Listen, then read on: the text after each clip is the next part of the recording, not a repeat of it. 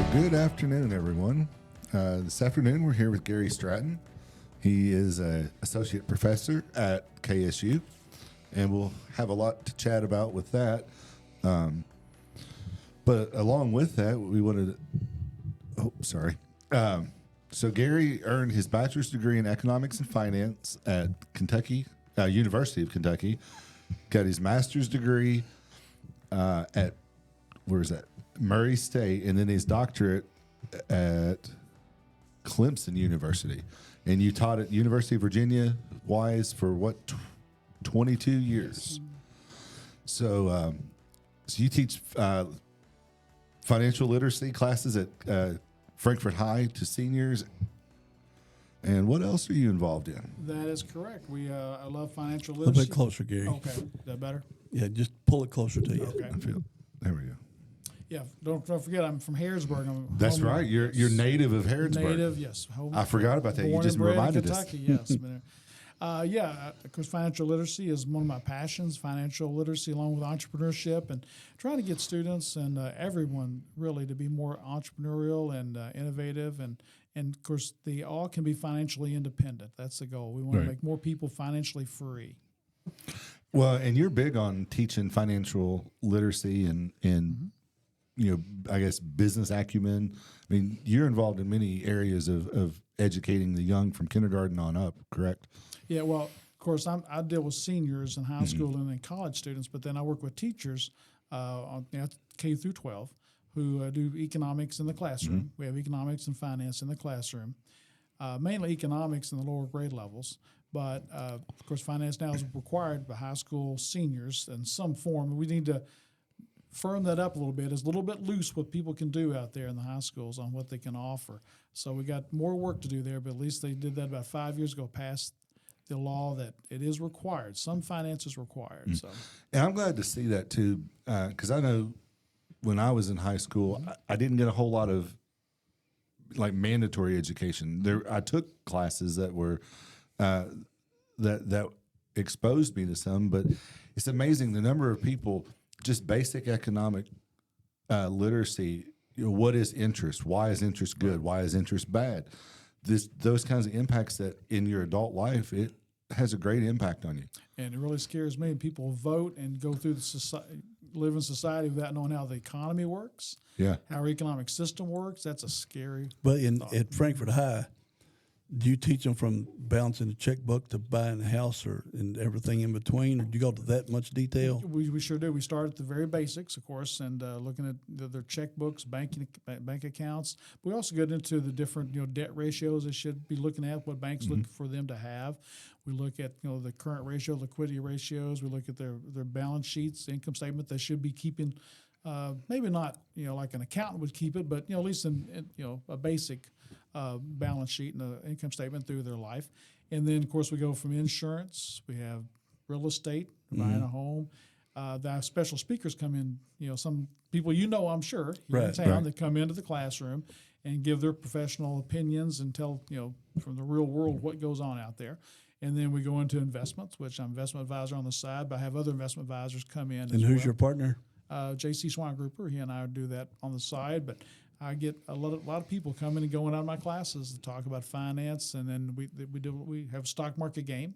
Every student has an account with MarketWatch.com, and there's other entities out there that have stock market games. I would encourage everybody to do that. It's a lot of fun, and so they play that for the semester, and I give them prizes at the end, and of course they get a grade too just for being involved. I don't care if they lose $20,000, as long as they've learned something. That's the key. So I want them to trade a lot. And I actually had a student 3 years ago who turned $100,000 into $800,000 in 3 months. And that's MarketWatch.com? Yeah. So we did that in high school, but when we did it back, our generation, we had newspapers, so we had to every Monday went through and checked. Yeah, I remember that. I did that too. But now it's fully like your Schwab account or Fidelity. It's all online. It's just like a live pricing from 9:30 to 4, and you get on there. Like I say, the young gentleman now who's at UK getting a finance degree from here in Frankfort. He turned $100,000 into $800,000 in 3 months. That's phenomenal. He traded I think 1,600 to 1,700 trades during that 3 months. So he's really a day trader. I say he was day trading. Yeah, for How do you sure. set that up? Plus, it's fake money, so it's easier to do that. With. Yeah, there's not much commitment to saying $10,000 if you don't really have it on the table. How do you set something like that up, Gary? If people watching want to go do that, Yeah, you can go to marketwatch.com and just start your own game or jump on somebody is there a else's link that says game on it? Something? Yeah, MarketWatch. Go to marketwatch.com and then you go to the blue tab, kind of in the left-hand corner. It's a little, pull-down menu, and it says virtual stock exchange. Okay. Nice. You have to sign up for MarketWatch and then sign in, but you can get on virtual stock exchange and you can hop on other people's games if you want. Sometimes we get people hopping on our games. I don't know why they would, but they do, and so they just. That sounds like a lot of fun. Yeah. Now, in your games, do you get to do that you're involved in? Do you get to do options trading too, or just stock? No, it's just stocks. It's just stocks. Yeah, there's no bonds or options. There are games for that though. Yeah, I don't get into that. I just wanted to do stocks, and all So thing. leverage that money with options. Well, you can. Yeah, you get in trouble too if you don't watch.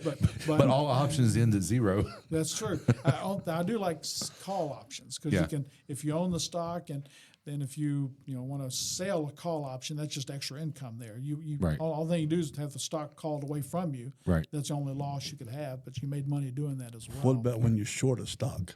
Yeah. Now they can do that because What does that mean when you're short a stock? Because I looked it up.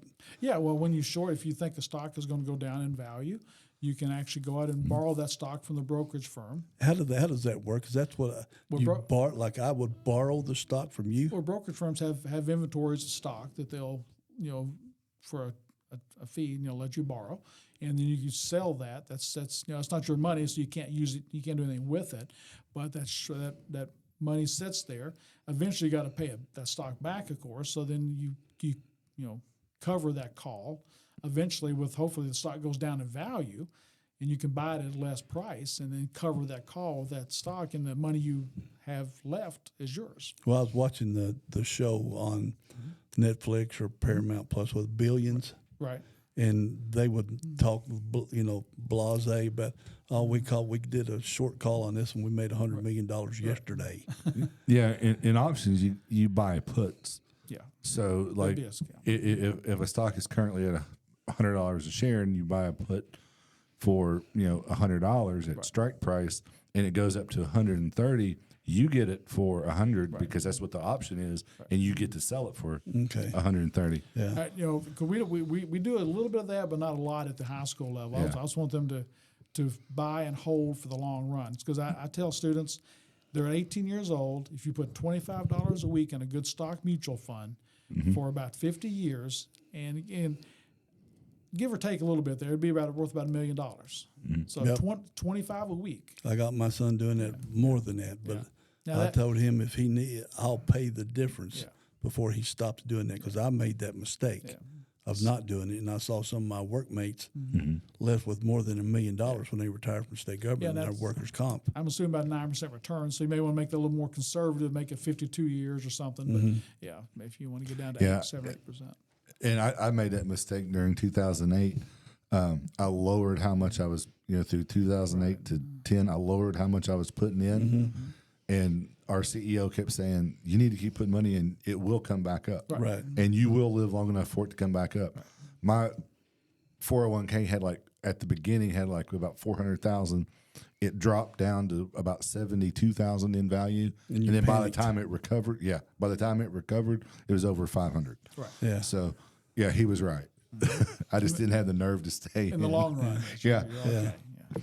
So, I guess the main topic, or one of the big topics we want to get into, is KSU. How many students does KSU currently have enrolled?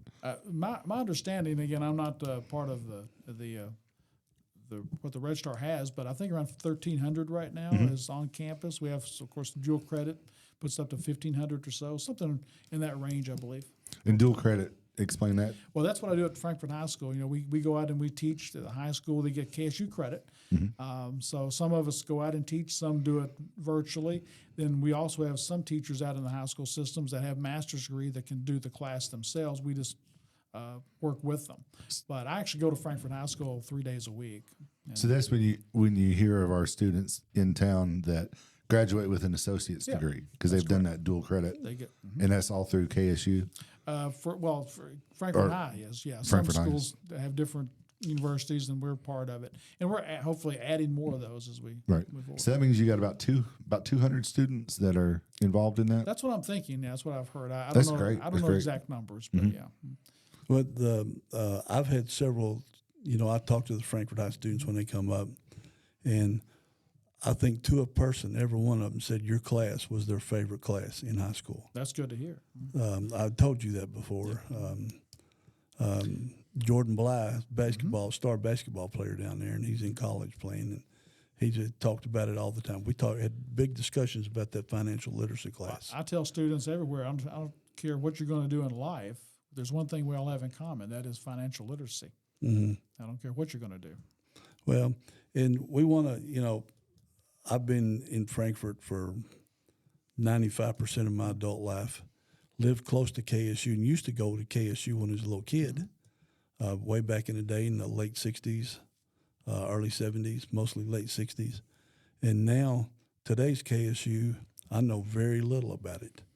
Can you tell us more about the school and just things going on today? Because we all know about the financial problems and all that stuff, but there's been great improvements in the last couple of years. We are over that now, yes, because we still have a lot of work to do. And President Capo is one. He's better to go into a lot of detail on that because he lives it every day. But what I can see and working with him, he is the man for the time. What we need right now. I mean, he's come in, he's made a lot of changes. Some are tough choices, but he's making the changes that need to occur. And I think people locally, I've had him speak to a lot of the clubs, and he spoke to a lot of other organizations, I'm sure, as well. And I think people like, it gets what I'm hearing. They like what he's saying and what he's trying to accomplish because he has big, I like big dreams too. I like to think set high goals, and he has very high goals set. We're, like I say, around 1,500 students now. He wants to go to 3,000 really quick, very quick. And we're out there now, instead of having a missions department out there, we're going to high schools ourselves. A bunch of us, I went to Mail the other day in Louisville. I'm going to Louisville again tomorrow to recruit students. And so we're out there, a bunch of us on campus out and about recruiting students ourselves. And I actually took a student with me the other night, and that was a big success. And having students talk to is that like when the high schools hold their college days? The college days, and you got fairs, all kinds of universities and colleges there. Exactly. I know at Male High School the night I think we had more than anybody around us because I had a student there that was bringing them in. I brought one of my good students there with me. That business night. college student. Yeah. So, but that's good though. I mean, if you don't have dreams, I mean, everything starts with a dream. Yes. And then you create a roadmap to get there. So if you don't have a vision of where you want to go, how do you build that roadmap? Exactly. We have some great things at KSU. We have, of course, I'm partial School of Business, but we have a great, fantastic nursing program. Of course, agriculture is, we all know about that, how good, what they're doing. So we have a lot of good things happening there. We just need to capitalize on that. They do have a great nursing program. I know a lot of people who have went to KSU specifically because of their nursing program. Yeah, my cousin's a PA oncologist, and she went to KSU. Yeah. She's working a big cancer doctor up in Lexington. Fantastic. And Dr. Pomper's done a lot with the KSU farm. It's really exploded. Yes. And it's a really cool place. But sports are picking up.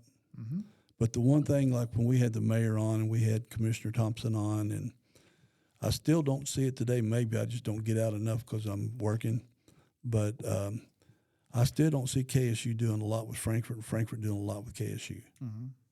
Is that improving on it's not political, but on the level of the president and the mayor, president and county judge, do they ever get together that you know of to kind of do like what the other universities do with their towns? I just don't see that with KSU and Frankfort. Well, hopefully that will happen now. No, President Capo, he's in communication. He meets with everybody. He's always in meetings. All you do is call him. He'll get you on the schedule. So I'm sure they've done plenty of that. But my plan for the School of Business is, and we have a great location. We're in Bradford Hall there, right there next to that parking lot, right next to Douglas Avenue. And I've already told Tish and at the Chamber of Commerce and other people, if you want to have meetings about business, why not have it at the School of Business? Right, yeah. I mean, we have a good parking lot. Classes come first, but if there's no classes being held one night, or someday we're not having classes, just have meetings there. We have seminars, workshops. We have a good look, and we can have food in there. We can have that catered in. So I know someplace you could get some good food from. Oh, I know. It's a good pizza, right? Yeah. Yeah. Now, y'all have all the technology up on the walls, and if somebody wanted to make a presentation. That's correct. Yeah. So we can, and we have four classrooms, or five classrooms and 2 computer rooms. So I'm trying to get that to be the place for business in Frankfort, Franklin County, or the region really. So it can be the whole region. JC put on here, says the AARP website has a really great investment calculator. Yes. For those that want to see how much their investment could grow. Yeah. There's a lot of those out there. But the time value money you put in, what your criteria would be is what return you think you can get, how long you want to do it, how much you want to put in on a monthly or quarterly basis, and come up with all those numbers. Yeah. One thing that Eric and I, being entrepreneurs, and we know we got, say, 1,300 students that are there every day. They've got money to spend. Right. Tell us about the positive impact that does with the students going to restaurants or doing other activities in town, how that helps Frankfort. Yeah, there's always a multiplier effect there, of course. When students come here from other places, or they even drive in from another county, coming here as a commuter, they're going to do something in town, whether it's buy a food or have the family come in and stay at a hotel, or go to Walmart or other stores to buy groceries or whatever. So there's going to be a good effect locally. Of course. I'm doing my KSU thing today. Yeah, I've got the KSU gear on. I'm representing pretty well today. You are, and I'm still doing Franklin Center of Innovation. Right. Yeah. Yeah, we'll talk about that later. We'll get there in a little bit. Yeah. Right. But yeah, and we're thinking about doing, since right here, right by the campus there, East Main Street has a lot of development potential. We think, a lot of empty lots right across from campus. President Koppel wants to grow our college to 3,000 and beyond. Just think what that could do. Well, you got the new $50 million dormitory, right? That I hear is just beyond spectacular. A much needed thing for KSU, and as we grow, we're going to need another one of those as well. So, moving up the road. Yeah, you need another one or more, hopefully. Yeah. And we'll need to work on the old dorms too, or residence halls, I guess we call them now. But well, just getting back to more. If we could get more KSU more involved in Frankfort, and Frankfort more involved in KSU. We've been pushing that with the elected officials we've had on here. Well, I know we started talking about that swimming pool a year and a half ago. Right. Remember that? Yeah. And it's now come to fruition for us, the relationship. And what's it called again? It's called Swim for Purpose. Swim for a Purpose. And that's Sam Taylor, Barry Pop, Patricia Waldridge, and Jamal Jackson, who's the basketball coach. Men's coach, right? At the KSU. So they've come together as board of directors, but Sam was one that's been speaking at some of the local clubs. We had him speak, and just a few days ago, we usually have a ceremonial, tossing some dirt around. Here they poured some water in the pool. I think. Oh, that's pretty cool. Yeah, they had three or 4 buckets of water that the board of directors threw into the pool there at KSU. It's in the Exum Center, and the president has got on board. I know Sam Taylor said it had taken months for them to talk before President Koppel got here. President Koppel came in less than 6 weeks. They had a MOU and it's done. So he works quick. So they have a plan of action now. They've raised, again, I don't know the exact number. It's like $260,000 when he spoke. That's just amazing. At Kiwanis and Rotary here a few weeks ago. So maybe 300 now. I don't know. But Katricia's been talking about it a lot. Yeah, from the city government side, Commissioner Waldridge, she's been pushing it pretty hard too. So the pool it's a nice. I don't know if y'all been there. If you get a chance, go to Exum Center. There, you come into the main entrance at KSU, and there's again the pool's right off to kind of the left there. It's there's 2 pools actually. There's a pool for laps and one that's very deep. Because none of them have water now, of course, because there's a lot of repairs need to be made. But that's why we're raising the money. Some of the positive benefits I think a lot of people overlook. One of the big complaints in Frankfort among business owners is I can't hire anyone. I don't have any help. You go to someplace like Lexington or Louisville. there's college students everywhere that can fill all these jobs like servers and those type roles. If we could get in a higher number of students, that helps all the local businesses filling in those jobs. Yeah, we've had over the years 13 or 14 students work for us. And you've had great success with this. 100%. Best kids you'd ever meet. I mean, good. from all, first baseman from the girls softball team, she was from Hawaii. Right. Had 3 young ladies from California. Had, let's see, what's her name? Jatan was from Ojai, California. And the men's coach went to coach up at Western Michigan. He took the girl that was working for us, their leading rebounder. Yeah. She worked for us, and so we thought she was going to come back, but she stayed home, and several baseball players. James Pollard is a nurse over at our hospital now. Right. He worked for us for 4 years. The punter on the football team is now teaching down in Texas. His father worked for the mayor of Louisville, and so we have some great students. We really do. And I try to pump on internships as well. So that would be a little different what you're talking about. Yeah. But we're trying to promote that. Every one of our students do that at least the last 2 summers that they are in college. But then they come back and work for you all during the fall and spring, right? So, Yeah. Or, And JP stayed up here, and he worked through the summer too. He was from Tennessee. And we have a lot of potential here for internships too with the Investors Heritage and other companies around here in Lexington, Louisville. So we're working diligently this fall and spring to try to get everybody fielded into an internship somewhere between Louisville Maybe and some IT internships. There you go. yeah, exactly. So With Eric's company. Well, and that's the thing. I mean, you get the more student body, the larger your student body that you have, the more of those opportunities. Not everybody's going to want an internship. Right. Some people aren't in a major that requires it or needs it. They just need an income to subsidize what they're doing every day, to spend more money in Frankfort. Yeah, that's right, exactly. And of course we have to have exceptions. There's some people already have jobs, so they wouldn't need an internship. But I like to see people find out what they would like to do or maybe not want to do. Right. You do an internship, you can find out either way. Right. Yeah, it's very revealing on either side. Yeah. But you and I have talked also in the past, or not that far long ago, I guess, about you'd like to bring a veterinary college to Kentucky. Yeah. Because all our students go to Auburn, right? That's correct. Our state spends millions to Auburn, or over the years. Given to Auburn. Yeah. And we're the number 1 cattle producing state east of the Mississippi. Yep. Got a biggest elk herd east of the Rockies.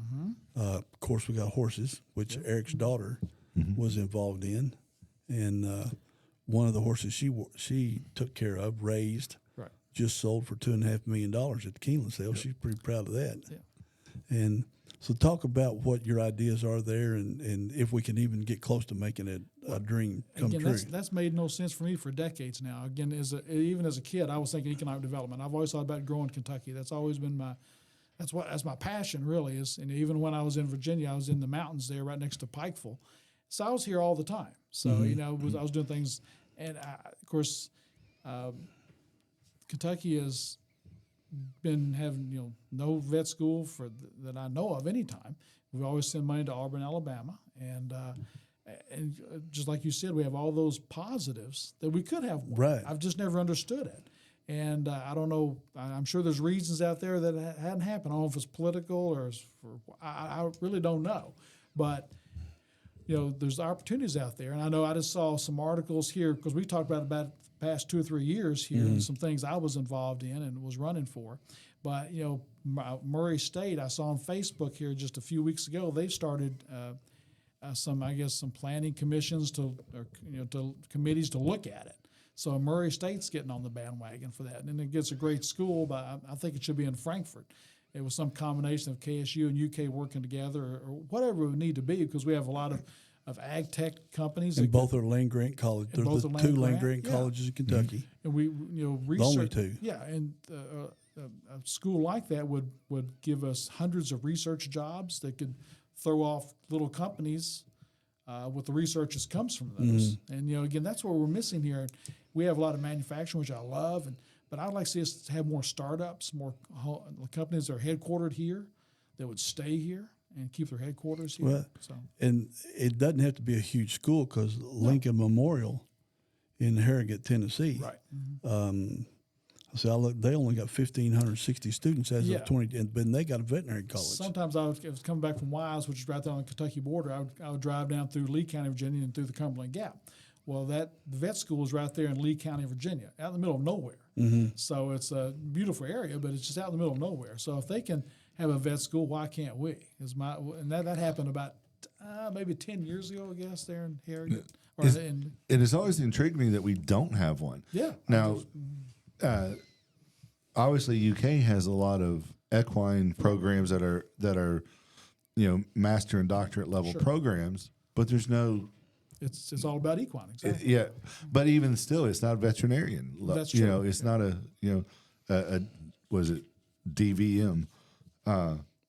So I mean, it makes sense, and it'd be a great place. We're right between the two rivalry universities.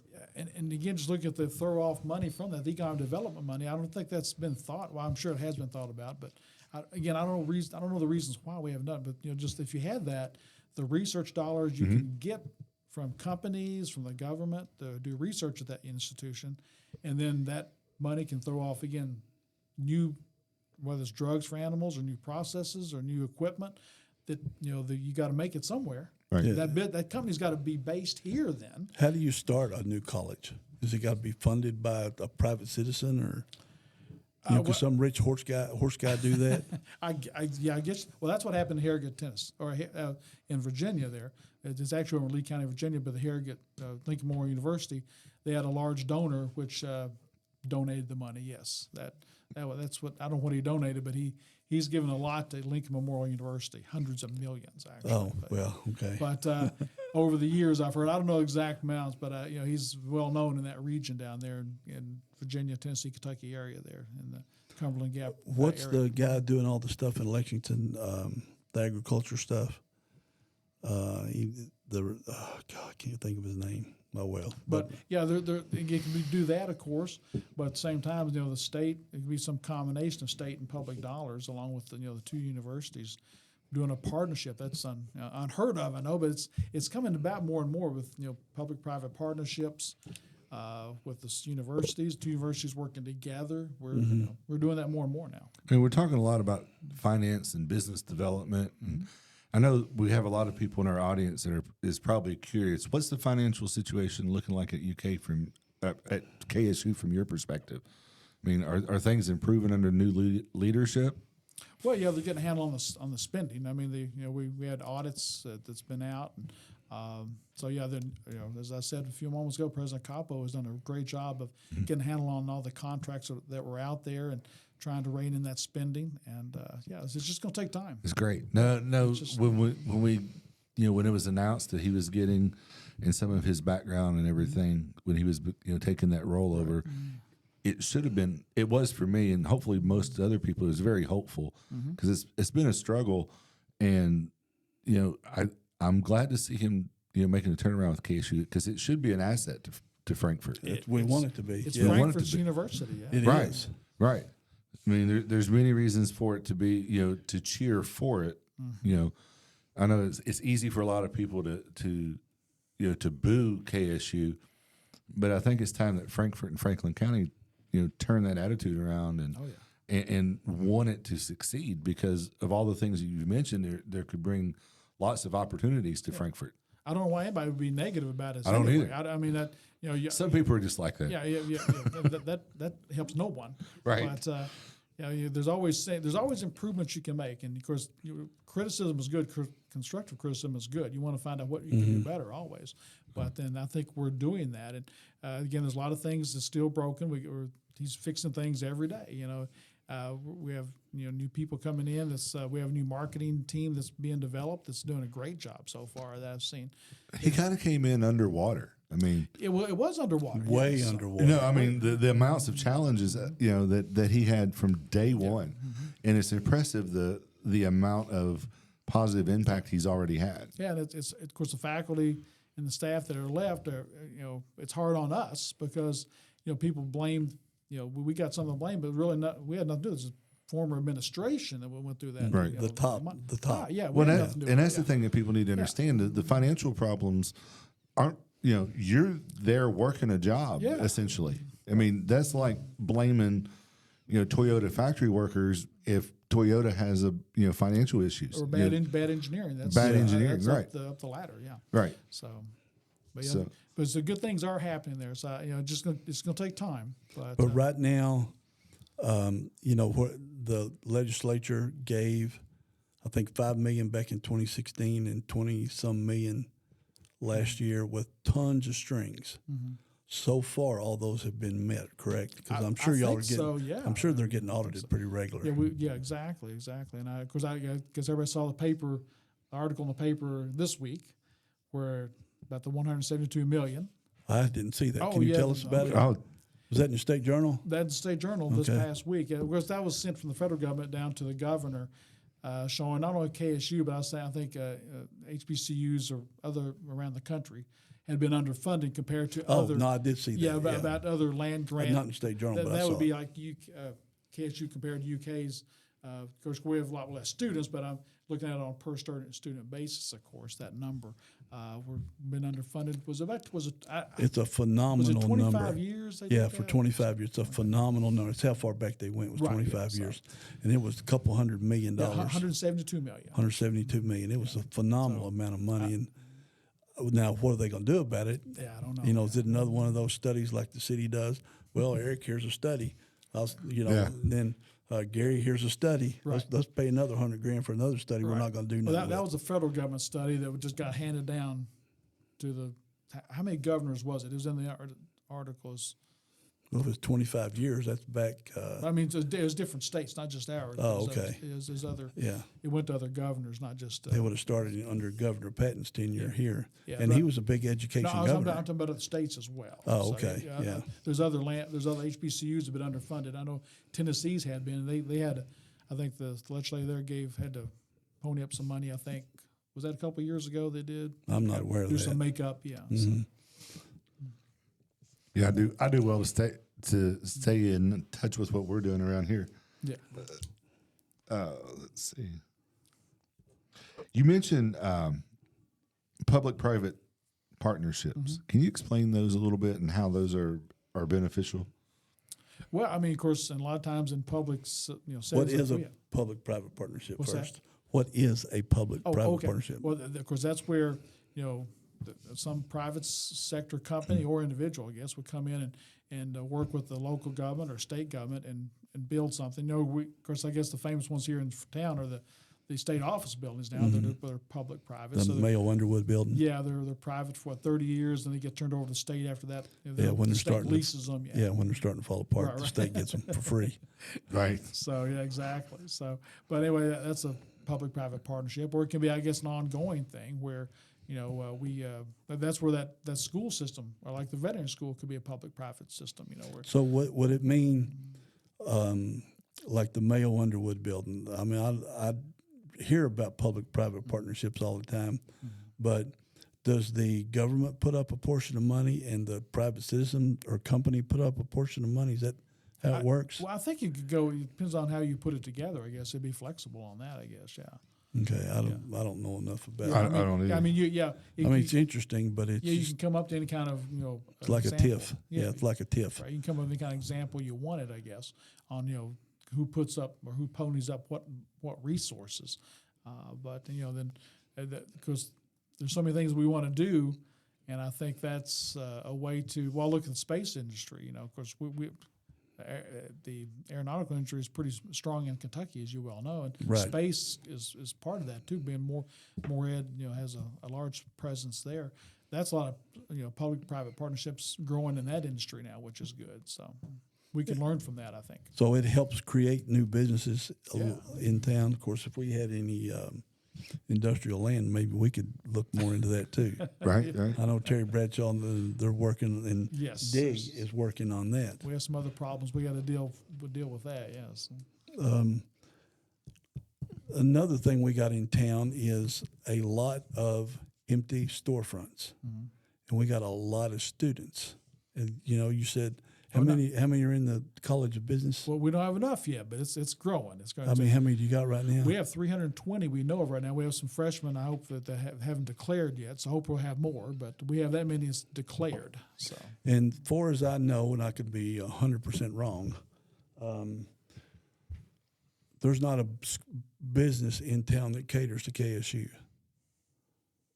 I thought A storefront. I don't know. I thought yours did. We cater to everybody. I know, yeah, but I mean, just a KSU centric type young person's store. That's true. Or a business, or something that we could get the KSU students to go to that was created by another KSU student. The entrepreneurship. Do you encourage entrepreneurship with your students, especially ones getting there to graduate? Yes, I do. And like I say, interesting you bring that up. Recently, we had a Kiwanis banquet here, or end of the year banquet, and I had to go to one of my members found KSU plates in Lexington. Oh yeah. So you can't get anything KSU in the city of Frankfort, but you go to Lexington at Costco, and they have plenty of KSU material. So Hibbett's Sports doesn't have KSU gear? Well, that I don't know. I'm talking about why. That's a good question. I'm not for sure, but on that, so I can't answer that. But I'm not sure either. Yeah, so we can check on that, but we need to do more of that. But going back to entrepreneurship, but yes, that's something. We have Entrepreneurship Week coming up at KSU in November, so we'll be advertising that soon. We have a full week of speakers and like a KSU Shark Tank type activity we do every year. And of course, we have like a little career fair for hopefully new businesses.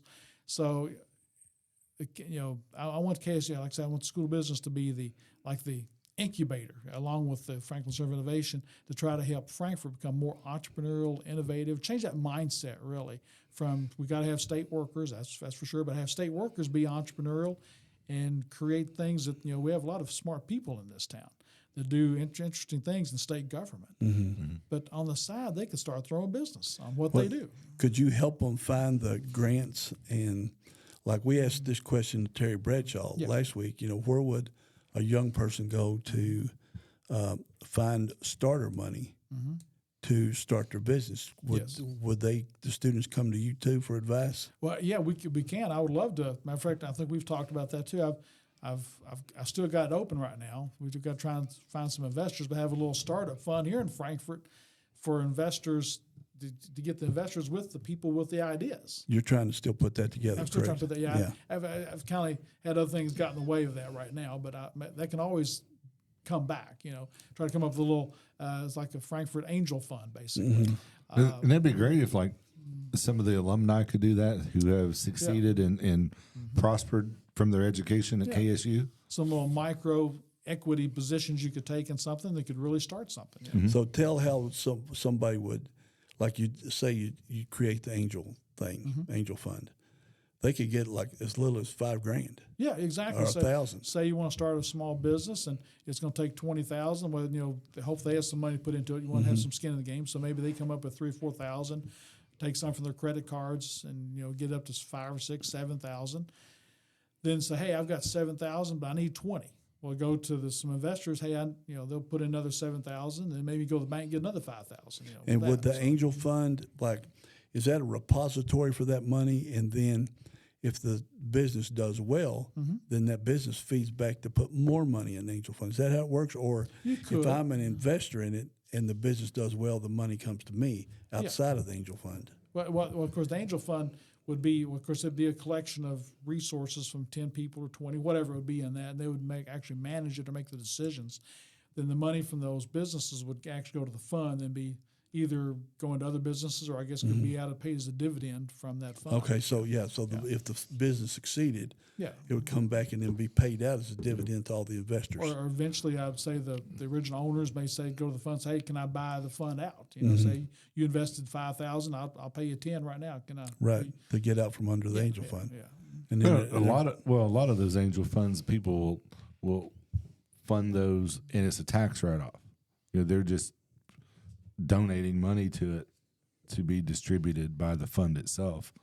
Yeah, rich people. You could, yeah. Yeah. Right, yeah. It's like, here, I want to do like a scholarship or something. I'm not looking for anything in return.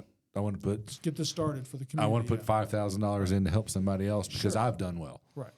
And you can start properly disciplined. You can start a business fairly inexpensive.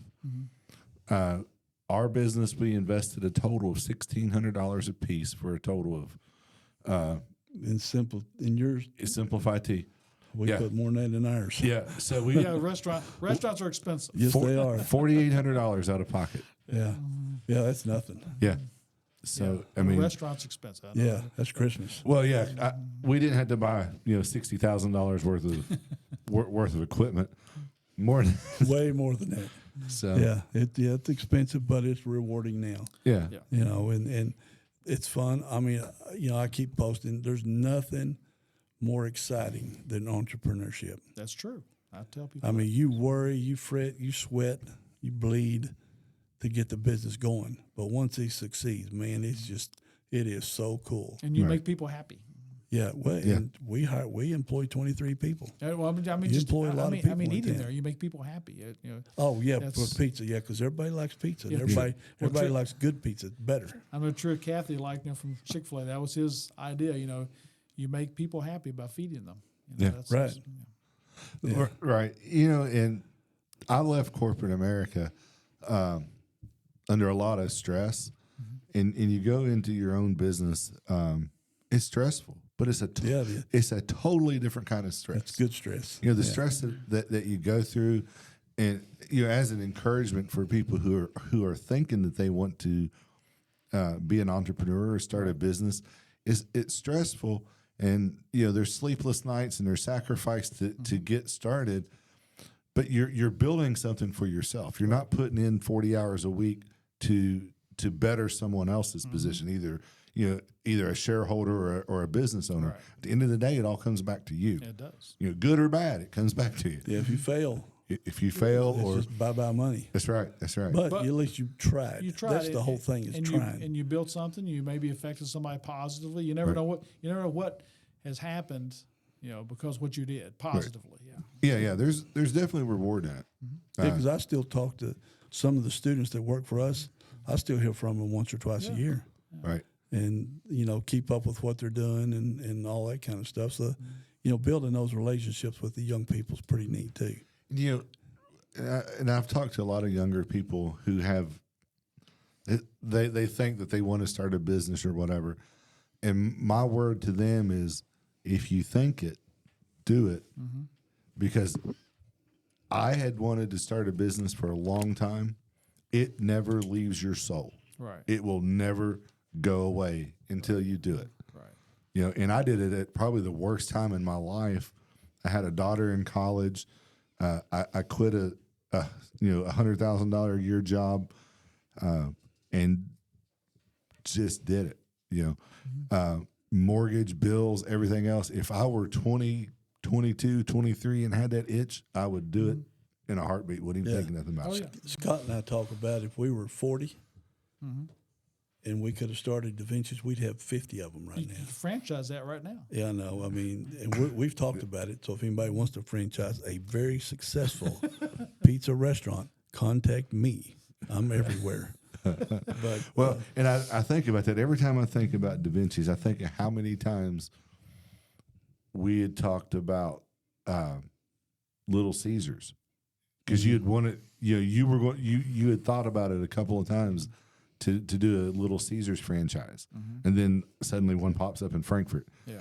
Um, Well, franchisers are a lot safer. There's a lot less risk because it's there already is. yeah, but there's a lot more money you put into them. Yeah. A lot. Yeah. Even Chick-fil-A is only $10,000. Chick-fil-A, to get in you it. never own Chick-fil-A. Right. You'll never own more than 50%, and they can take it away from you on 30 days' notice. And if you die, it can't be aired to your family. Correct. So and granted, it's the highest. It's a grossing. Ponzi scheme. well. Yeah, it is, man. I swear. But so Somebody's making a lot yeah, there. and as a professor at KSU, Gary, and you're trying to merge Frankfort, Franklin County, and KSU. Exactly. You're heavily involved in the community.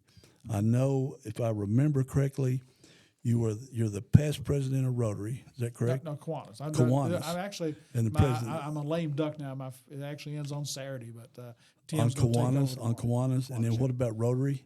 President-elect there. So you're going to be president coming up Yeah, on Rotary. Tish Shade's president right now, currently. Okay, all right. Yeah, I know Tish. Yeah. And so tell us about what Rotary does, Kiwanis, what they do for the community, and why did you decide to get in it and then lead both entities? Well, of course, I've been in Kiwanis a long time. Of course, I was in Kiwanis in Wise, Virginia when I was there, and I took a little.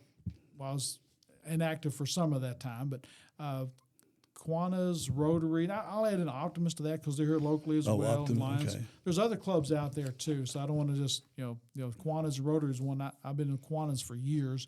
Rotary recently, I got in because of some friends here.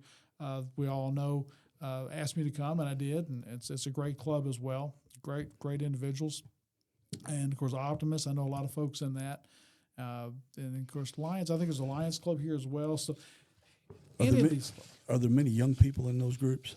Younger. The Kiwanis Club, we have a two key clubs. Both Franklin County High and Western Hills has a key club, which is Kiwanis in the high school edition. And we have CKI, which is Circle K at the college. At KSU, we have a very strong CKI, which is the Kiwanis at the college level. So the Kiwanis Club in Frankfort support all three of those clubs. So what we do is, we help them form better leadership skills. And of course, at the KSU, I think we have about 30-some members in the CKI club now. And Franklin High School, we had our picnic Monday night for the key clubs for both Franklin County and Western Hills out at Lakeview Park. And Western Hills is building back. We have a great advisor, Emily Howard, now. But Miss Brenda Graves at Franklin County has been there for years now. And I think it's like 60 or 80 members of the Key Club at Franklin County. I could be wrong on that, but it's very large. So, again, what we do is try to build student leaders, basically, and show them that community service is giving back, paying it forward, basically. And so all these clubs that I just mentioned, that's what they do. We're involved in the community heavily. Kiwanis, we do something about every week somewhere in the community. So you're putting a lot of hours into Frankfort and Franklin County. But besides school, because I know I've called you at 10 o'clock at night and you're on campus. I'm going back tonight. I guess things done for. Okay, yeah. Or you'll say, here, let me call you back, and you call me at 11 o'clock. I just left campus. Oh, wow. I said, man, you're putting in a bunch of hours. But you're trying to make it succeed, right? Okay, we have to. We have to. KSU's got to succeed now. And in your spare time, you're in Rotary Kiwanis trying to do things. And then even in more spare time, you ran for office. Yeah. What little personal time you had left. Yeah, really. So, up next year, we got the city commission and mayor's race coming up. I think state rep coming up too next year. I'm not sure. You think you might run for office again? I'm still thinking about it. Of course, the School of Business is KSU. We got to succeed this time. I don't think this is our time. We got to do it. Y'all know, everybody knows that, right? Right. So we got to succeed. So I know I want to put a lot of time into that. I want to build my business. Me and my partner were doing maybe a Kentucky Mutual Fund and. JC? JC. We're working on a Kentucky Mutual Fund. I'm all about Kentucky. I want to see the Commonwealth grow and I want our students to be more financially literate and think entrepreneurial. So we're working on maybe a state-based mutual fund that would, of course, make money for people who invest in it, but also have a desire to help grow Kentucky too, and where we want to give back what we make into financial literacy, of course. And so I want to grow that. And we have the Innovation Center I want to work on. So, but That's Jason Allen. That's with Jason Allen, who's executive director of the Franklin Center for Innovation. And where's it located, Gary? It's out on Shinkle Lane at the old Hex building. That's a long time ago. Yeah. But Mr. Boo has it's his building. He has, of course, Rebecca Ruth Candy headquarters there. We have a corner of it, about 10,000 square feet, a little bit more. That we have it's an innovation center, but it's really a business incubator and a maker space combined. Usually see one or the other, but we have both there. And so we do things with the local school systems. We have people come there and make things and start things. We have right now the big thing now we're working with actually Morehead State on a grant for and Jason can tell you more about this because he's been working on it the past few weeks. But looking at flight simulators, working with the guy out at the airport here. That'd be neat. Yeah, At the airport, working with guys at the airport. Yeah, so we're looking at we have a flight simulator at the Innovation Center now, so we're going to be trying to work with him and be that place where you can come and get certified. So we're going to do that certification. I couldn't just go up there and play. Say, hey, Jason. You can, yeah. That'd be neat. So we can do that. So, and of course, he has the robotics, drone. We're going to get drone certifications there as well. We're working on that. So, I would participate in that. yeah. So we have a lot of things we're working on now. We started that 3 years ago during COVID. We signed the lease actually the same week or 3 days before the lockdown. So it's kind of an awkward time. Yeah. Yeah. Now, Eric, didn't time, you man? want to fly? Yeah. Didn't you want to be a pilot at one time? I did. I wanted to be a jet pilot. I found out I get motion sickness real bad, and the Navy recruiter said, "Don't sign up."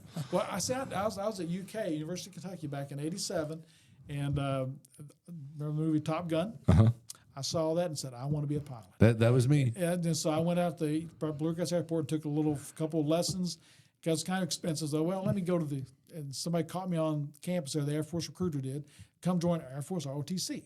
So I did do it for a year, but I have some ear issues, so I couldn't be a pilot. I was going to be a missile launch officer. They said, well, you can do that'd that. be fun. So I said, well, do I really want to be a missile launch officer? So I stayed in ROTC 1 year, but that was my time being a pilot, I guess. I always said if I'm the only honest recruiter in the military, because we were talking, and it was like 88.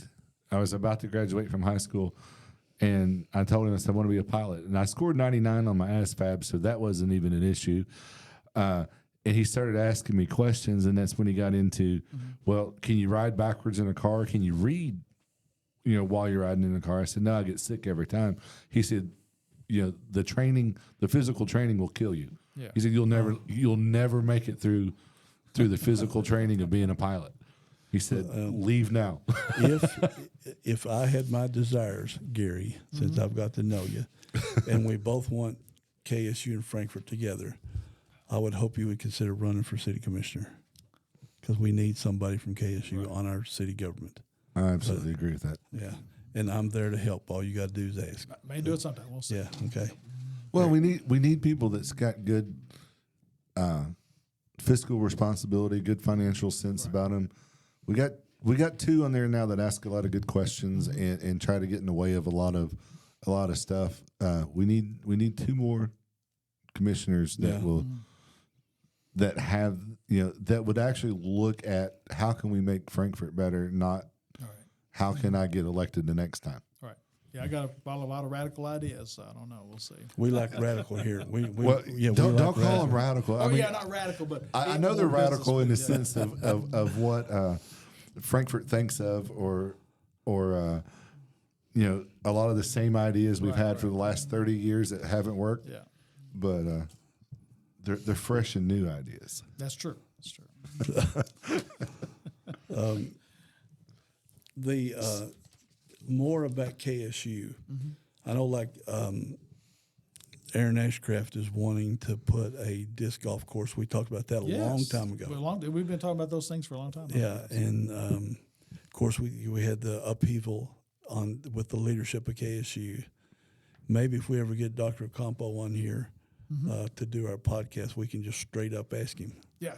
We have no fear of that, do we, Eric? No, we'll ask questions. And he loves questions. He really does. He'd be great to get on here sometime. Yes. Yeah, because Eric can rig up some extra speakers. You could come here with him. We could get Dr. Pomper here and maybe somebody else, and just have a KSU day because we really want Frankfort and KSU to be tied together. Well, and speaking of Dr. Pomper, I mentioned that to him the other day on Facebook. He was in Louisville for the Paw Paw Festival in Louisville, the first one. And my first question was, how come we don't have that in Frankfort? Right. Well, Frankfort does not have a festival. And I actually proposed that the other day to Kiwanis friends, have the KSU Kiwanis. He could do it on the farm. Yeah, it did, exactly. With all the land they got available out there. So, I mean, we just Frankfort does not have a festival that I know of. Is that correct? Well, they got the expo, the the bourbon on the banks. Yeah, bourbon on the banks. But Frankfort itself, I guess you would say that would be our festival, like they have the Country Apple Ham Festival. Days at Lebanon. Yeah, those kind of big things there. We Who is don't- it that does court days? Mount Sterling. Mount yeah, Sterling. and they get 50,000 people come in there in that one Hillbilly weekend. Days in Pikeville. And, Right. Yeah. We don't have anything big like that yet, but you got to start somewhere. Gotta start somewhere. Yeah. When you think about something, and I don't know that they've had it for a long time, Lawrenceburg had their Burgoo Festival. Last week. Last week. Did they have it? Yeah, they I had haven't- they had music at their event, their pavilion. Uh-huh. The really really nice pavilion, and they closed down Main Street. Well, when Food trucks all down through there. There was 1,000. There was more than 1,000 people there. when I was in corporate America with Farmers Bank, of course, one of our banks was Lawrenceburg National Bank, which Right. eventually turned into Farmers. They were right there in the middle. You know, the downtown branch was right there in the middle. So I always knew when it was Yeah, Burgoo last season. weekend. And so since I've left there, I've lost touch with when that is. But like I say, our farm, one of the big, we're known for, of course, aquaculture, but also Right. pawpaws. Pawpaws is Mm-hmm. the big thing we do research on. So And Paw jelly's good. Dr. Pomper gave me some last year. and the ice cream is good, the cake Yep. is good. So Right. maybe we'll have a pawpaw festival here someday. We should. That would be pretty Paw cool. and buffaloes. There you go. Because you could draw a lot of people from Eastern Kentucky. Because my dad grew up, up in the mountains, and pawpaws, wild pawpaws Yeah. were everywhere. That's where it started. And KSU's growing or Dr. Pomper and the farm's growing a bunch of varieties. try and make one that's more, I guess, usable for longer periods of time. Right. Yeah. Because my understanding, when you pick it, it doesn't last long. So But the jelly and the ice cream's really good. Yes, they it had is. some out there. very good. Have you had any of that? I have not. Maybe we can sneak out there and I can catch him, call him up one day. Catch him. Say, we need another jar of jelly.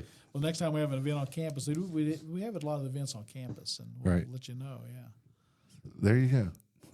Okay, Thompson, I know you're watching Paw Festival, downtown Frankfort, KSU. That'll never happen. See Dr. Stratton. But you could hold it on the farm. That would be cool because Yeah. there's plenty of room for parking. Oh, They yeah. got that great big indoor building if it rains, and he's got all that land around it. Mm-hmm. If you've not been to the KSU farm, you need to go check it out. It's a beautiful place out It there. is. It's really It's good. very well maintained. What's that road called? It's on. I forget. Mills Mills Lane? Mills Lane. Mills Lane. Okay, yeah. It's only about a mile and a half off the 127. It's not far. Yeah, it's 2-lane road. You get the one stop sign. Exactly. Can't miss it because it's right at the top of a hill. Can't miss that at all. It's beautiful. Anything else, Gary, that or Eric, that we've not touched on with KSU in Frankfort? I know one thing, since we're pretty frank around here. A lot of times, all I ever see politicians get involved with KSU's around election time. Right. We need them to be around 4 years or every 2 years. What not just what is every it we month. need? Your catchphrase. Small victories. Oh yeah, small victories. Yeah, that Small would be a big victories. victory if we could just get them to be. To But it all publicize the starts with events. small victories. Everything starts with small victories. Well, Yeah, Every capital in the country, I think, has a university. We have to succeed, right? We don't want to be the capital without a university or college, Right, right? right. I mean, and it's got potential. yeah. It's got young people there. It's got smart professors. and just just look at all the entities we have here in the town that we should be working with. I've got one local official, a state official. Well, he's going on to another job now, but was with the state when he became an adjunct professor here a few weeks ago. And we have so much talent here that could be teaching within our institution. So A lot of either- state government talent. either as executive in residence for one semester, or just whenever they can. Well, you got Jonathan Gaby Exactly. Well, yeah, he's teaching marketing. that's correct. Yeah. I see he's on right now. So Oh, is he? Yeah, he's made a few comments. Hey, Jonathan, we're talking about your boy. yeah, he's a great guy. He's doing a great job for us. I agree. The professors are smart at KSU, especially the adjuncts. But yeah, Well, jokes. Yeah. Don't break your arm patting yourself on He's the shoulder. double jointed. Is he? Okay. Well, for the adjuncts, we would be in a heap of trouble. That's for sure. Well, Yes. but the football team's doing good sports wise. Basketball's good. Right. I don't know if they've hired a new girls basketball coach yet. Softball team is a blast. The girls softball team, they are a blast to watch. I went to a volleyball game. Down and at that State was Stadium. a lot of fun too. The Yeah. volleyball was a lot of fun. So, And when we had the convention center downtown, I know a lot of people Frankfort went and watched the men and women's basketball. I don't know how many go to Exum now to watch a basketball team. I know there's not many that go to the football games. I know that was sad. We had Frankfort Day at the last Saturday. We had a good crowd, but And not see, I like we didn't know should. about. I didn't know it. That. Yeah. Okay, we got Did they not advertise very we well? have a new marketing guy that just come on board just a few weeks ago, so it's going to get better. It's going to get better. I saw it on Facebook. It's the only reason I knew about I know. it. I know. I talked a lot of After people, the fact. A lot of people locally said we didn't know anything about it, and that's sad. We'll do better. We'll do better. And I think they always have a strong music program. Yes. Oh, great. Their band, their band is definitely always But great. when our kids were in bands, they loved playing with KSU band. Yeah. They absolutely looked And we have forward some to great it. artists. Keith McCutcheons is incredible jazz. You go down, Serafini's every Monday night. He's playing down there. So man, that's a great. It's good to have our things like that happen in Frankfurt. You don't see that. Serafini's is a great location. Right. Yeah, John Center owns Yeah, it. it does that. And they have music jazz every Monday night now. It's really nice. Yeah, I don't know experience. about their vocal music, their You haven't choir sung- You program. haven't sung down there And yet? they have Eric? that too. I have not. Come join them. I'm sure they'll Yeah. love you. I'll come I watch. can hold the music. I'll come I watch. can be a music stand. If you sing, I'll come watch. Nobody Yeah. wants to hear that. Anything else, Gary? Let me ask Bitcoin, Ethereum. Are you still involved in any of that stuff? Well, of course, Is it still Ethereum- viable? Well, of course, you can still buy and sell it, but mining Ethereum stopped about 8 months ago, I guess. They stopped the mining of that. So me and another gentleman was doing that, and it was just an experiment. And because we still have the coins that we mined, who knows what will happen with them? So we'll see. Well, I saw the Public Service Commission turn down a subsidy for what do you call them? The mining, the Bitcoin, the equipment. They yeah, will set up a great big shop in East Kentucky, Right. Because Kentucky's got low electricity costs, and they didn't give them the subsidies because it would have jacked the prices up of everybody Everybody else. else's, yeah. Because that company would suck all the electricity, so they got to buy it off the open market, which is much higher. And like when Houston ran out, when everybody were getting $5,000 electric bills for once because they're having to buy it off the open market. Yeah. Well, I think there is some of those in Western Kentucky around Paducah, right? Yeah. Yeah, I think there are. And my favorite one was the one in Central America. They were it didn't come through, but they were going to build I wish I could think of what it's called, a crypto mining company on the side of a volcano and use geothermal to power. So it cost them nothing other than just the installation. Right. Right. But I don't know if it's in Colombia or Guatemala, somewhere where there's a volcano.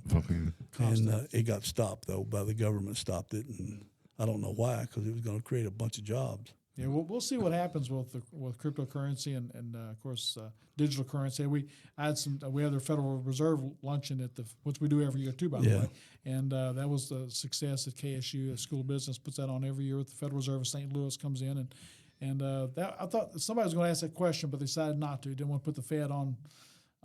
Maybe a bad day there to ask that question. So, But that's the only way you're going to hey, learn. we're going to learn. Yeah, we'll get that. Well, I mean, So digital currency, pro or against? yeah.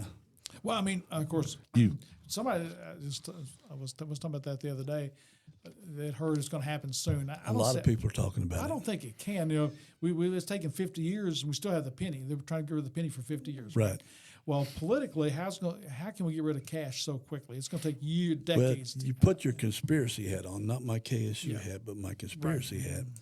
And people, I read all this stuff, and people are saying, well, the government will track everything you purchase. Exactly. And then they will, because they'll control, the money. They'll say, well, Craig, because you're overweight, buddy. No soda for you. No soda for you, no Hostess Twinkies, no cookies. You can't buy that with your government-issued cryptocurrency debit card. So they'll control everything you do. Be 1984 all over again. Right. But again, politically, that's going to be a while before that can happen, I think. So a lot of places are. And but I don't know if it happened in our lifetime. Some people think it will. Some people. Well, but have they're pushing it. They're The pushing switch it. to digital currency from cash is a whole lot easier because so much of our money currently now is digitized. Digital, Banker right here. just I through, think banker. through debit cards, right? Of course. Right. So to tell people not to carry a $20 bill in their pocket is not bad. You just need this card.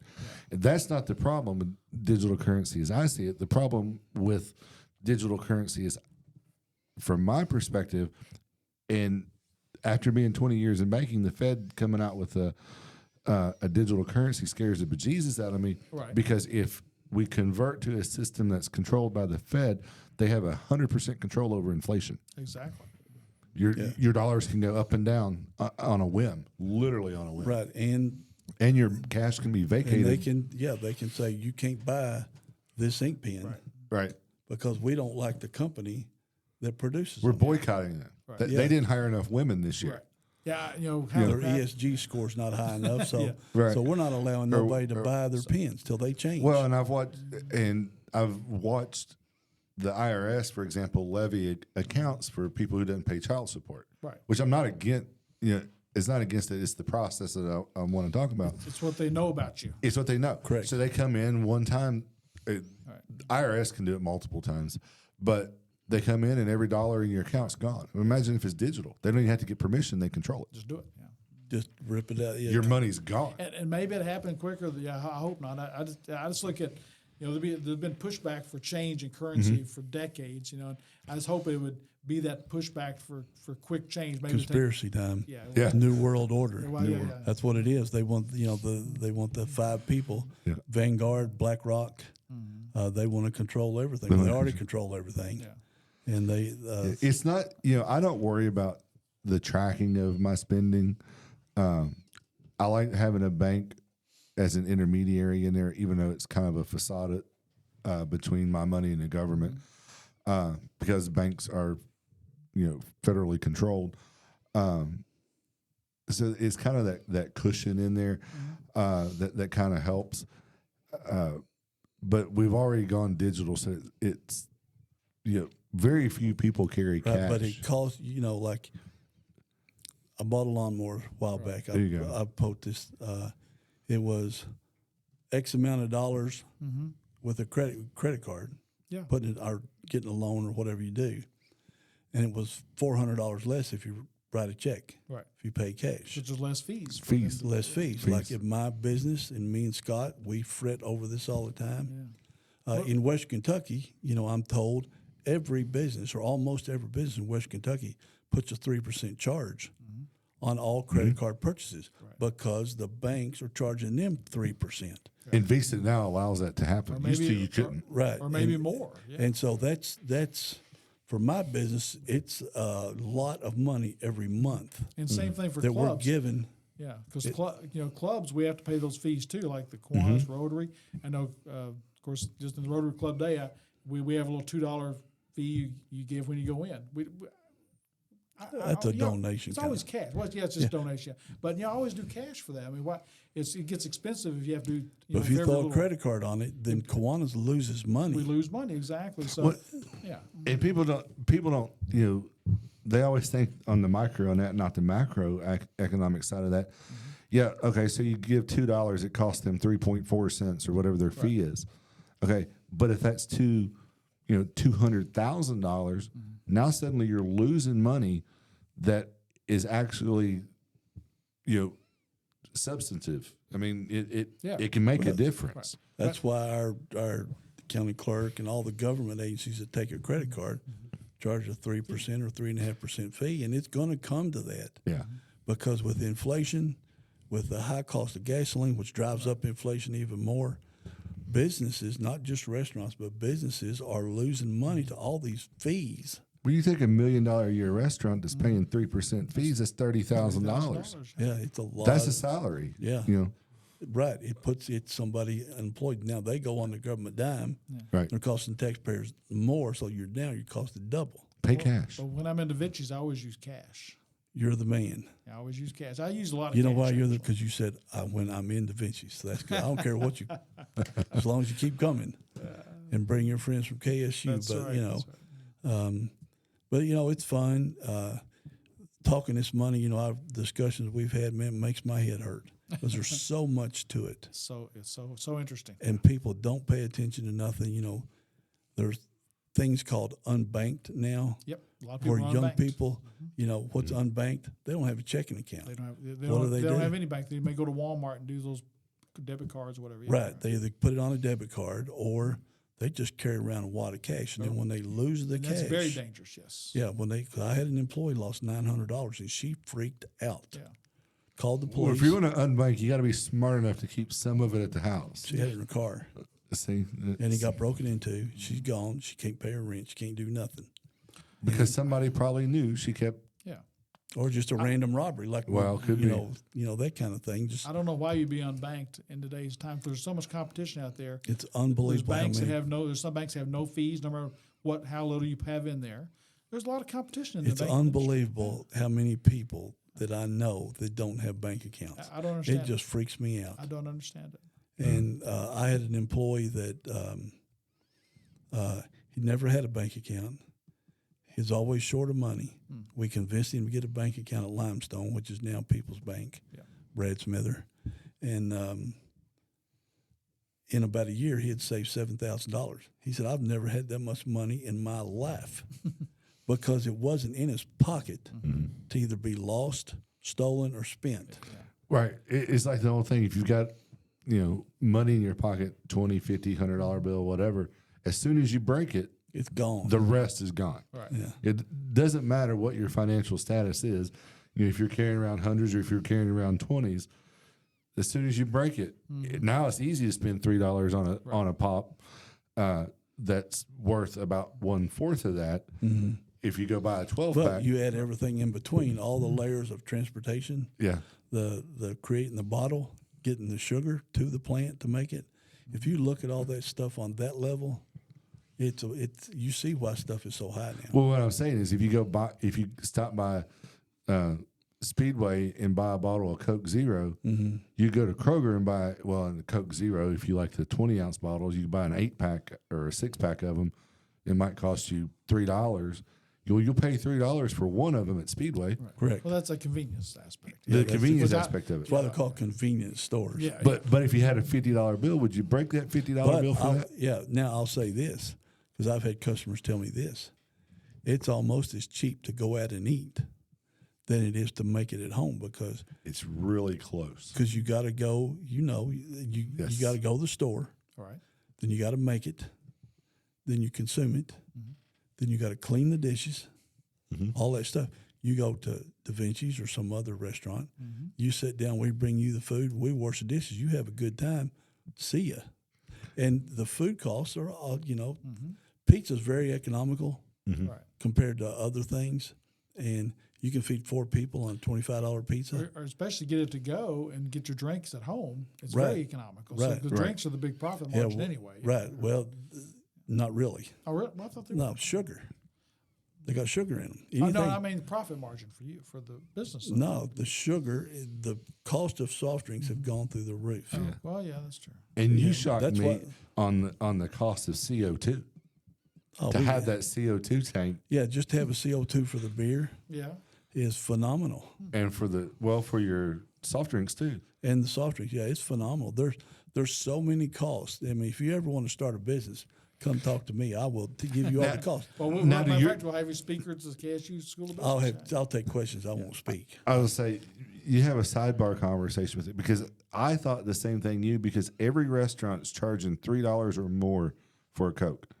Well, I get unsweet tea, so I know they make money on me. Right. Yeah, tea, well- tea is a moneymaker. Tea probably is. Unsweet But- tea, especially. There's nothing wrong with making money, and if you're losing Oh, yeah, on other yeah. things, you got to make it up somewhere. You're talking to the financial guy here. Hey, He's what- all about it. He's Yeah. the But, PhD. but I still drink unsweet tea. I know you're making a lot of money, Yeah. on, but that's what I say. I Hey, drink but you unsweet get tea. multiple refills, Gary, And free of multiple- charge. Then I get to eat more pizza too. So Use yeah, my- if you drink 4 glasses of tea, that $3 thing don't went down to 75 cents. So I use my calories to eat pizza and Yeah. not to drink. Yeah, I like that. There you go. Okay, because Better use we of can calories. we can break it down. Eric can break all his costs down. Of course, Eric's costs are up here. Yeah. All his years of I don't learning. Becky Benassi says, yes, KSU needs to let the community know more about activities. We Yeah, all that's agree on true. that. We all agree on that. Yes. Yeah. And KSU would too. Yeah. So. Yeah. And then JC said $7,000 invested at 10% annual return for 20 years, never adding anything but its initial $7,000 will grow into $26,000. There you go. That's 20 years. amazing. And just not touching it ever again. Okay, JC, what about an average rate of inflation on that and time value of money? What is that $26 worth, $26,000 worth compared to the 7,000 initial investment. Which is a great question because Yeah, we do that. I don't spend a lot of money. Scott, my business partner, gets on me all the time. He said, 5 years ago, something cost X amount of dollars. Mm-hmm. Now it's X amount of dollars plus 25%. Right. You know, so my dollar is not going Okay, nowhere so near he as far. adjusted that for a 2% inflation rate. He's a pretty sharp fella. Yeah, Yeah, that's right. no, I know. Obviously, he's probably He's good. far better he's, with. He's than- good. He's good. Yeah, he's Gary's partner in everything. So, anything else, Gary? I mean, I'm good. I know. Yeah, I'm fine. I think we've covered about everything, haven't we? Well, there'll be if a we're lot talking more to about do. money, I'm going to pick on Craig one time. Craig cannot stand to write a monthly check for anything no, at all. not since I was 30 years I have old. never been able to get him to find a 0% loan on anything and let it ride. Maybe you can convince him at some point that time value of dollars will mental disorder. prove to him that he's wasting his money paying it off Oh, early. I know I am. It's just the fact. I know I am. It's just the fact of having a bill. Yeah, right. You know, I learned when I was 30, Right. I don't want to do that no more. I pay my credit cards off every month now. Every month. That's what I do too. Our business has zero debt. Yeah. Never has every had zero bill. had Gary, debt. what about this? Every bill I pay, from utilities, gas, everything, 100% every bill goes on my Amazon card. Then I pay it at the end of the month, like Eric said, and get I earn those all those free Amazon points. Amazon points, And I yeah. buy stuff I would never normally buy Right, that's because good. I think it's free money. Well, it is. But it is to it's- you, yes. I mean, Yeah, it's really the only way to leverage those cards. People Right. who put stuff on their credit card because I get 2% back. If you don't pay it off, you've lost. If you buy it from Amazon, it's 5% back. Yeah, that's true. And then the other thing, I got a Kroger card. We buy all our groceries on Kroger. Plus, get your gift cards there. And Yeah, and we get the 4 times the amount. You know, like I just bought gas the other day, $1.35 off. And that's Michelle and I were talking about that last night. Is I don't know why we don't buy more gift cards at Kroger because they have the 4X so I'll much. tell you one reason why is because they charge you $6.50 to activate them. Do they know? Yeah, Teresa don't- told me that.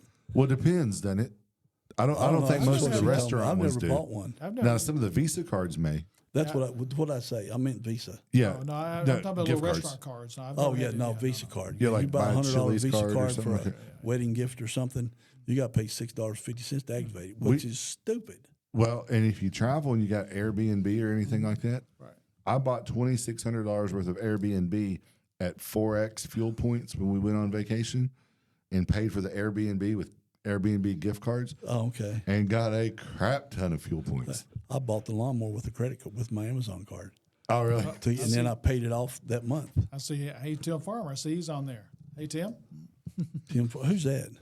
Who's that? Who is that guy? I don't know. I hear he's a pretty famous fella. Yes, he is one of our famous people in Frankfort. Really, people don't realize that. But know. and we want Tim to open his dream business here in In Frankfort. Frankfort. oh, my- He's working on it. He's working diligently on it.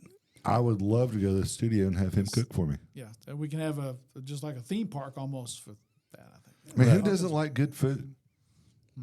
And he is funny as heck. Yes. Yeah, and it was a joy having him on. Yeah, here he was a lot of fun. with his wife sitting don't- off to the side. Yeah, I don't have those funny stories like he does. So Yeah, well, he's lived a great life. yes, Living a great life. Living. Yeah. still yes. So All right. here's just a crazy crazy question. Why aren't teachers paid $100,000 as soon as they get out of college? Because we ain't got nothing without a teacher. We don't got an engineer. We don't got nobody can build these cameras or even that foam on the walls. Without, how come we don't pay teachers more money? You got any thoughts on that? Well, supply and demand. There's a lot of supply out there of teachers. Well, There is. Well, Where? I take that back. I guess there's some issues now with teacher, but there's always been a lot of teachers out there. You know, that's why does a famous sports athlete get $4 million a year because there's only a few of those, right? Well, I looked at the Milwaukee Bucks today when they signed Damian Lillard. Right. They've got 2 players making $45 million a year, another making $29 million.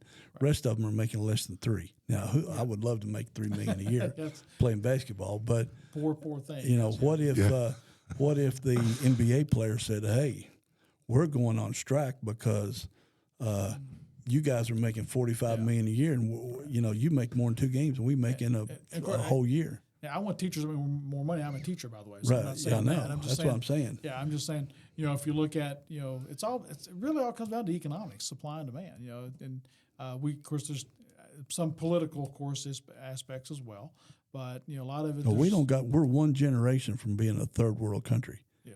With the scores that our students are getting. That is true. Did you see the Baltimore scores? Yeah, I saw that the high schools. 13 of 27 schools didn't have a single kid get proficient in math, Yeah, and the whole world is based on math. 13 complete schools. I'm not saying a word. Yeah. But anyway, yeah. So again, hopefully teachers will get more money, and I think they'll get $100,000 coming out of college. Yeah. But and just you got then you'll have people that were going to go into a business career will want to be teachers because they're getting paid so well. Well, yeah, so that's a problem, because there's so many things you can make more money at. You're right. Right, and I always harp you ain't got nothing without a teacher. Right. It's true. And I love math and sciences much more than I did history and English. I can't imagine being a business owner, and it's probably why so many small businesses fail, but not know this is about how much we spend every month. This is our gross margins per month. This is how much market. Not to be able to calculate that math in my head on the fly at any given time. Right. Yeah, and you're right, Eric. That's why a lot fail, right, Gary? Yeah, critical thinking. That's what we're missing in Right. school right now. People just be able to critically think about things or think outside the box, or just try to solve problems. It's Right. Every time you ask them for a problem, you got to look at the calculator for 2 + 2 almost. Because in our industry, we're in a lot of. I'm in tech, so we're in a lot of groups on Facebook that are business owner type groups, and I don't even know how they succeed. Well, we only add 20% to our cost.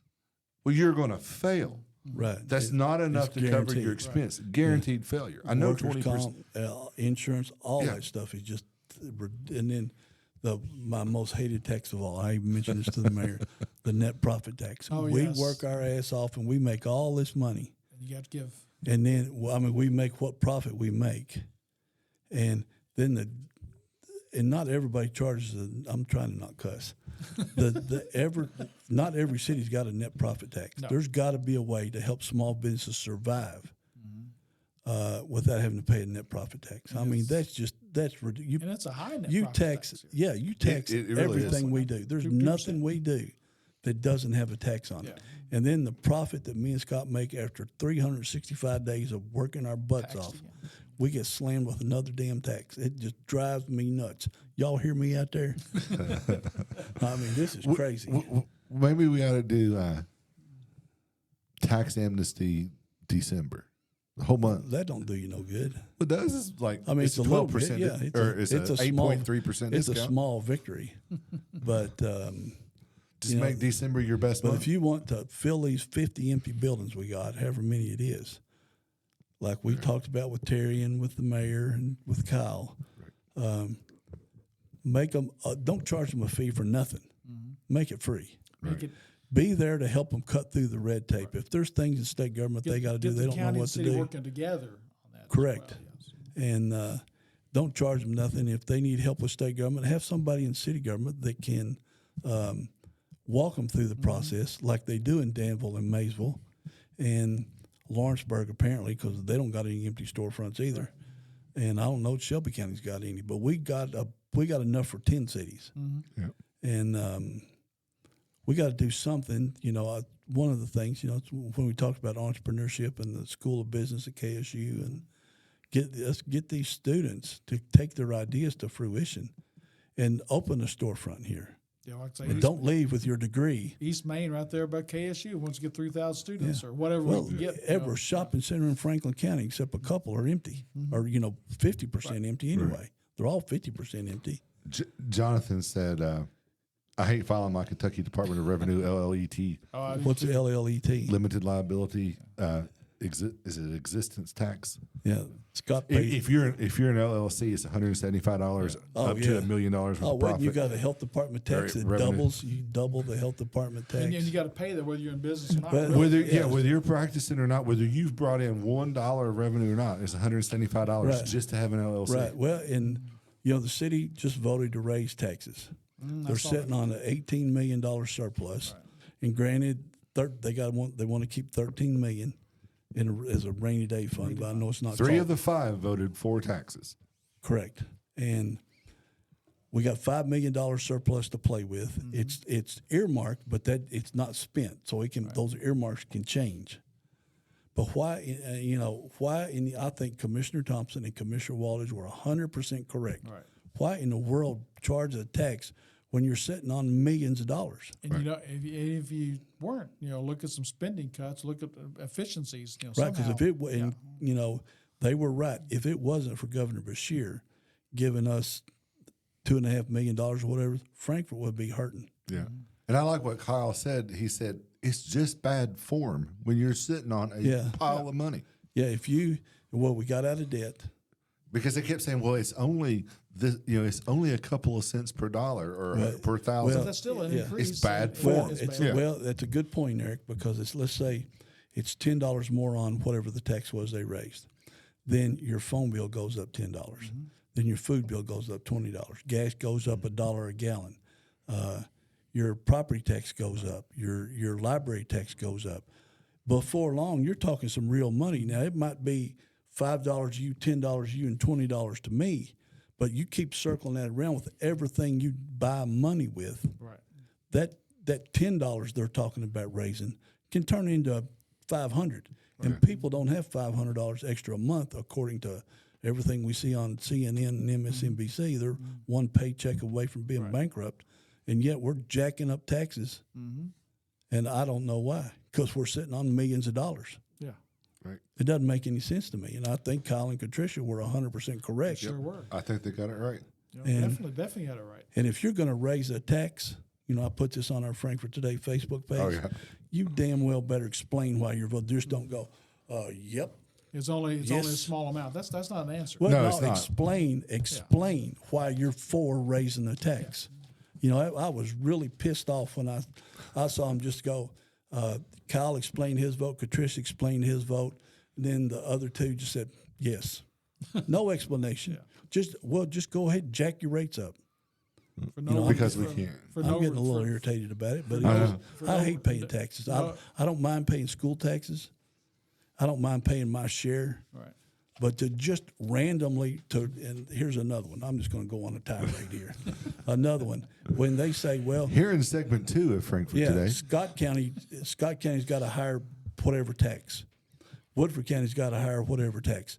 Well, because the 7 counties around us got a higher tax, let's jack our tax up just so we can be the same with them. You know what they wouldn't want to do? Well, why not keep it low and try to draw those people into Frankfort? Or maybe their taxes are lower overall. Well, they're only looking at one tax. Right. There's- But it's just ridiculous to make a reason Yes. to raise a tax because some other city's got a higher tax. That is not logical. You've got to explain why you're raising the tax. But what they don't what want to you're going talk- to spend the money for.